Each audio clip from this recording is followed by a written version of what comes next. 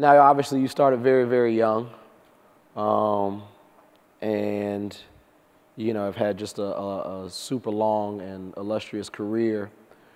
Talk about some of the struggles as far as navigating the business and getting to where you are now from, you know, dancing for Houdini, Silk Times Leather, Crisscross, So Def Imprint to now. Like, what have been some of the biggest struggles, you know, over the years? I mean, it's interesting because my struggles at 17 is probably the same struggles I have today.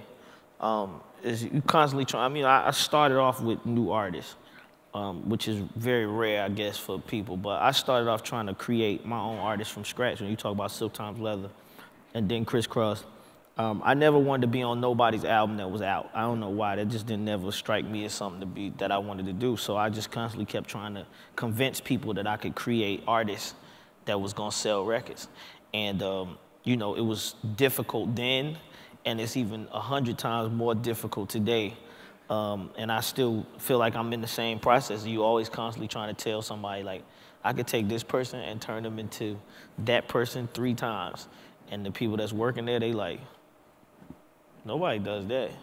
Like, how you gonna do that? You know what I'm saying? So it's like, it's constantly the same thing. That's probably the biggest struggle. It's just like, if you have your own mindset of what you do, in this business, it's really tough to convince people that's stuck in the copy zone of what you was talking about before when writing songs. Now, what do you say to young writers and producers who are, you know, are still trying to get that first hit or navigate the business and, you know, get that connection or break their own artist, break themselves as an artist, or just get a placement? You know, what is your advice to, you know, to them? I mean, I would have to take a play out of your playbook and just look at Jontá's life and say, as a writer, I'm sure most of y'all know this, but Johntá was signed as an artist, and he had a record card. He had a record. Oh, what was it? You was signed to the label, and they dropped you, and you wrote a song for Tyrese, or it was something like this, right? Yeah. Okay. And the song became Sweet Lady, and it became a hit record, and that's Jontá's song, right? And I think that, like, when you get into business, that's a stepping stone. Although it was a couple of stones that looked like they wasn't what you probably wanted to happen, and things was going a different way, but it actually set a stone for who you are, and, you know, set a tone. And I think that young writers and producers or whatever, you have to take chances like that to do stuff like that. I was telling somebody this the other day. Even in the world that we live in right now, where the music industry is not really paying the prices that they used to pay for music, and songwriters probably don't, you know, it's less work and all that. I feel like you have to do what started you in this business, and that's basically work the way you always work.